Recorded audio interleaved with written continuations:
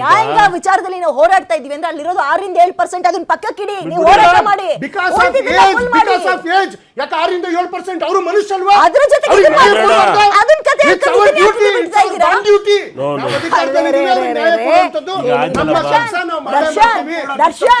ದರ್ಶನ್ ಈ ರೀತಿ ಅಮರ್ಸೋದು ಒಳ್ಳೇದು. ಸರ್ಕಾರಿ ಪಕ್ಷದ ವಕ್ತಾರ ಏನ್ ಅಮರ್ಸಿದೀನಿ? ಉದ್ಯೋಗ ಕೊಟ್ಟಿದ್ದು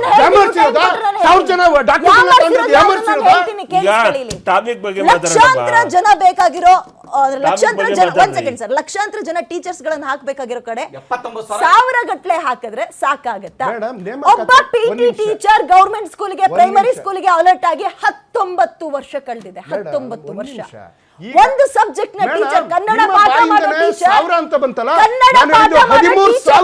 ಕನ್ನಡ ಪಾಠ ಮಾಡೋ ಟೀಚರೇ ಗಣಿತನೂ ಹೇಳ್ಕೊಡ್ಬೇಕು, ಸಮಾಜನೂ ಹೇಳ್ಕೊಡ್ಬೇಕು, ವಿಜ್ಞಾನನೂ ಹೇಳ್ಕೊಡ್ಬೇಕು. ಮಾನ್ಯ ಮಧು ಬಂಗಾರಪ್ಪನವರು ಕೆಲವೊಂದು ಅಲಿಗೇಷನ್ 6000 ಸ್ಕೂಲ್ ಅಂತೆ 8000 ಸ್ಕೂಲ್ ಅಂತೆ ತೋರಿಸ್ಲಿ ಲೆಕ್ಕನ.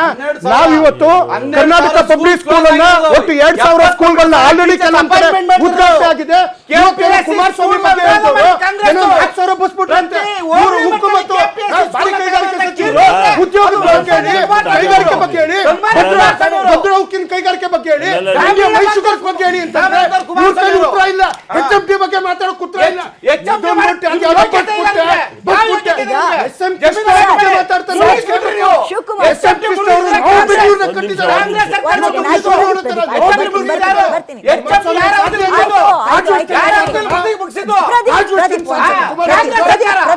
ಸರ್, ರೆವೆನ್ಯೂ ಜನರೇಟ್ ಮಾಡಕ್ಕೆ ಆಡಳಿತ ಪಕ್ಷ ಕಷ್ಟ ಆಗ್ತಾ ಇದೆ ರೆವೆನ್ಯೂ ಜನರೇಟ್ ಮಾಡಕ್ಕೆ. ಬಿಕಾಸ್ ಇಲ್ಲಿ ನೋಡಿ, ಇಲ್ಲಿ GST ಬಂದ್ಮೇಲೆ ಟ್ಯಾಕ್ಸ್ ಹಾಕೋಕೆ ಕಂಪ್ಲೀಟ್ ಆದಂತಹ ಪರ್ಮಿಷನ್ ಅವ್ರಿಗಿಲ್ಲ. ಅಗೇನ್ ಸೆಂಟ್ರಲ್ ಗೌರ್ಮೆಂಟ್ ನ ಬೆಟ್ ಮಾಡಿ ತೋರಿಸಬೇಕಾಗುತ್ತೆ. ಅಲ್ಲ, ಸೆಂಟ್ರಲ್ ಗೌರ್ಮೆಂಟ್ ಬೆಟ್ ಮಾಡೋದು ತೋರಿಸಲ್ಲ. ಈಗ ನಾವು GST ಕಲೆಕ್ಷನ್ ಯಾಕೆ ವೀಕ್ ಅದು ಅನ್ನೋದು ಮುಖ್ಯ ಪ್ರಶ್ನೆ ಆಯ್ತಾ. ಅದು ಇನ್ಕ್ರೀಸ್ ಮಾಡಬೇಕು. ಈಗ ಟೋಟಲ್ ಈಗ ವಿ ಈಸ್ 2 lakhs crores ಏನು 2 ಲಕ್ಷ ಕೋಟಿ GST ಆಯ್ತು. ಈಗ ನಮ್ದು ಏನು ಅಂತ ಕಡಿಮೆ ಇಲ್ಲ. ಬಟ್ ಕೆಲವು ಕಡೆ ಒಂದು ತಿಂಗಳು ಕಲೆಕ್ಷನ್ ಆಗುತ್ತೆ, ಒಂದು ಈಗ 8700 ಕೋಟಿ ಆಗಿದೆ ಒಂದ್ಸಲ. ಈ ಥರ ಕಲೆಕ್ಷನ್ ಹೆಚ್ಚು ಒಟ್ಟು ನಿಯರ್ಲಿ 70,000 ಕಾರ್ಡ್ ನಾವು ಕಲೆಕ್ಟ್ ಮಾಡ್ತೀವಿ GST ಟ್ಯಾಕ್ಸು. ಈಗ ಏನಾಗುತ್ತೆ, ನಾವು ಹೇಳಿದ್ನಲ್ಲ, ಆಯವ್ಯಯದಲ್ಲಿ ತೊಂದರೆ ಆದಾಗ ನಾವು ಎಲ್ಲದನ್ನು ಬ್ಲೇಮ್ ಮಾಡ್ತೀವಿ. ರಿಸೋರ್ಸಸ್ ಪ್ಲಗ್ ಮಾಡೋಕ್ಕಾಗಲ್ಲ, ರಿಸೋರ್ಸ್ ಬರೆದವರೇ ನಾವು ಖರ್ಚು ಮಾಡೋಕ್ಕಾಗಲ್ಲ. ಈಗ ಯಾಕೆ 3 ತಿಂಗಳಿಂದ ನಾವು ಗೃಹಲಕ್ಷ್ಮಿ ಕೊಡೋಕ್ಕಾಗಿಲ್ಲ, ಅಥವಾ KSRTC ಇರ್ಬೋದು, ಮತ್ತು ಸಾಕಷ್ಟು ಡಿಪೋಗಳು ನಾವು ದುಡ್ಡು ಕೊಡೋಕ್ಕಾಗಿಲ್ಲ, ಎಸ್ಕಾಮ್ ದುಡ್ಡು ಕೊಡೋಕ್ಕಾಗಿಲ್ಲ. ಯಾಕೆ? ಬಿಕಾಸ್ ಹಣ ಇದ್ರೆ ತಾನೇ ನಾವು ಸರ್ಕಾರದಿಂದ ಕೊಡೋಕ್ಕಾಗುತ್ತೆ. BWD ಕಾಂಟ್ರಾಕ್ಟರ್ ಪೇಮೆಂಟ್ ಕೊಡೋಕ್ಕಾಗಿಲ್ಲ. ನಮ್ಮಲ್ಲಿ ಡಿಸಿಪ್ಲಿನ್ ಇಲ್ಲ. It is not a secret. ಈಗ ನಮ್ಮ ಕಾಂಗ್ರೆಸ್ ವಕ್ತಾರ ಇರ್ಬೋದು, BJP ಇರ್ಬೋದು, ಮಾತಾಡೋದು ಅವರ ಒಂದು ರಾಜಕೀಯ ವಿಚಾರಸ್ಥಿತಿ, ರಾಜಕೀಯ ಪಕ್ಷಕ್ಕೋಸ್ಕರ ಸಪೋರ್ಟ್ ಮಾಡ್ತಾರೆ. ಫ್ಯಾಕ್ಟ್ ಏನು, ನಮ್ಮಲ್ಲಿ ಆಯವೇ ಏನಾಯಿತು, ಯಾಕೆ ಅಷ್ಟೊಂದು 7,64,000 ಕೋಟಿ, ಯಾಕೆ ಲಕ್ಷ ಕೋಟಿ ಸಾಲ ಯಾಕಾಯಿತು, ನಮ್ಗೆ ಯಾಕೆ ಕೊಡೋಕ್ಕಾಗ್ತಿಲ್ಲ? ಅದನ್ನು ನಾವೇ ಈಗ ನಮ್ಮಲ್ಲೇ ನಮ್ಮ ಫೈನಾನ್ಸ್ ಡಿಪಾರ್ಟ್ಮೆಂಟ್ ಇದೆ. Finance department is not so weak. ಏನಾಗುತ್ತೆ, ಪೊಲಿಟಿಕಲ್ ಪ್ರೆಷರ್ ಬಂದಾಗ ಅವ್ರು ಫೈನಾನ್ಸ್ ಡಿಪಾರ್ಟ್ಮೆಂಟ್ ಕೇಳಲ್ಲ. ಅವರು ಏನು ರಾಜಕೀಯ ಇಚ್ಛಾಶಕ್ತಿ ಅದನ್ನು ಮಾಡ್ತಾರೆ.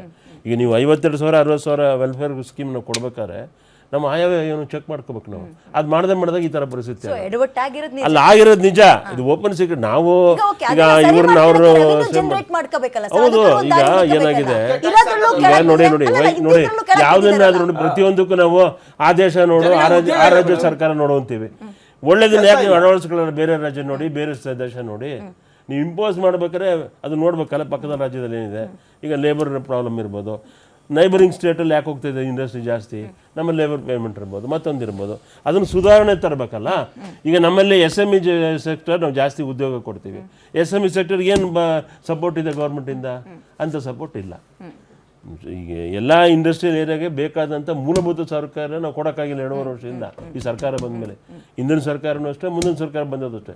ಯಾವಾಗ ನೀವು ಬೇಕಾದಂಥ ಕಡೆ ಅಂದರೆ ಉದ್ಯೋಗ ಸೃಷ್ಟಿಯಾಗೋ ಕಡೆ ನಾವು ಗಮನ ಕೊಡಲ್ವೋ, ಆಗ ಈ ಥರ ಎಲ್ಲ ಆಗುತ್ತೆ. ಸುಮಾರು 2,64,000 ಜನಕ್ಕೆ ನಾವು ಕೆಲಸ ಕೊಡಬೇಕಾಗಿದೆ, ಕೊಡೋಕ್ಕಾಗಿಲ್ಲ. ಯಾಕೆ? ಬಿಕಾಸ್ ನಾವು ಅಪಾಯಿಂಟ್ಮೆಂಟ್ ಮಾಡಿದ ತಕ್ಷಣ ನೆಕ್ಸ್ಟ್ ಮಂತ್ ಸ್ಯಾಲ್ರಿ ಕೊಡಬೇಕಲ್ಲ.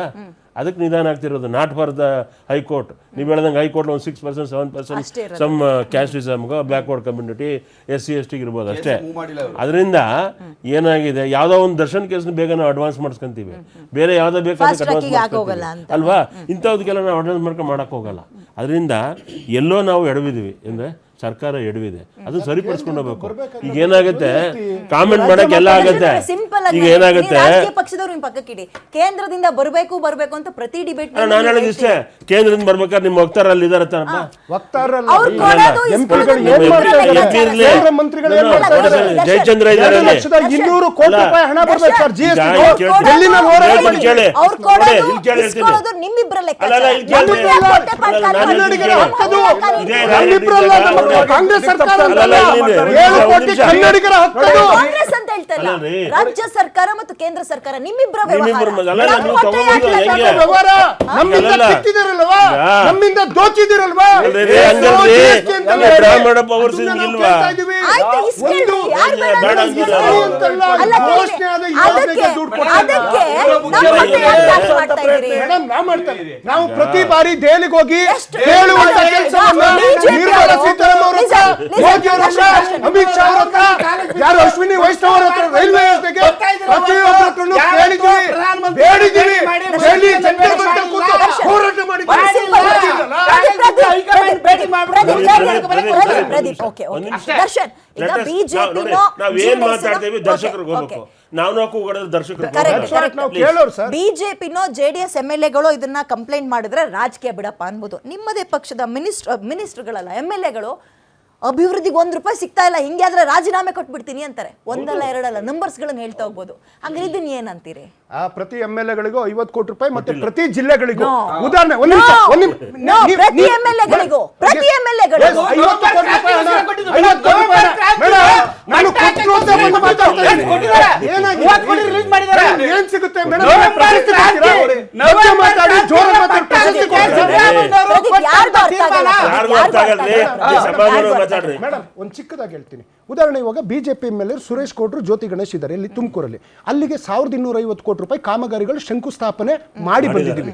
ಇವತ್ತು ಎಲ್ಲಿ ಪುತ್ತೂರಿಗೆ ಒಂದು ಮೆಡಿಕಲ್ ಕಾಲೇಜು ಜೊತೆಗೆ 2,000 ಕೋಟಿ ರೂಪಾಯಿ ಯೋಜನೆಗಳ ಕಾಮಗಾರಿಯನ್ನ ನಾವು ಮಾಡೋದಕ್ಕೆ ಶಂಕುಸ್ಥಾಪನೆ. ಕೊಪ್ಪಳದಲ್ಲಿ 2,000 ಕೋಟಿ, ಕಲ್ಯಾಣ ಕರ್ನಾಟಕಕ್ಕೆ 13,600 ಕೋಟಿ, ಕಿತ್ತೂರು ಕರ್ನಾಟಕಕ್ಕೆ 3,700 ಕೋಟಿ, ಮೈಸೂರು ಕರ್ನಾಟಕಕ್ಕೆ 3,575 ಕೋಟಿ ಆಗ್ತಾ ಇದೆಯಲ್ಲ. ಮೇಡಮ್, ನನಗೆ ಅವಕಾಶ ಕೊಡ್ಲಿಲ್ಲ ಅವಾಗ, ಹೇಳ್ತಾ ಇದ್ದೆ ಕಟ್ಟಡ ಉದ್ಘಾಟನೆ ಆಗಿರೋ ಕಟ್ಟಡಗಳು ಹೇಳ್ತಾ ಇದ್ದೆ.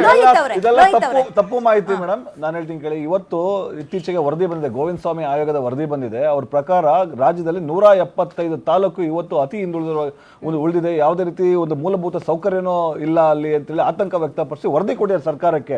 ಇವರೆಲ್ಲ ಈಗ ಹೇಳಿದ್ರಲ್ಲ, ಸಂಪೂರ್ಣವಾಗಿ ದಿಕ್ತಪ್ಸಂತ ಪ್ರಯತ್ನ. ಆ ರೀತಿ ಇಲ್ಲ, ನಮ್ಮ ಕೇಂದ್ರದಿಂದ ಯಾವುದೇ ರೀತಿನೂ ಸಹ GST ಇಟ್ಕೊಳ್ಳೋ ಅಂಥದ್ದು ಅಲ್ಲಿ ಪ್ರಮೇಯನೇ ಇಲ್ಲ. ಅದಕ್ಕೊಂದು GST ಕೌನ್ಸಿಲ್ ಇದೆ.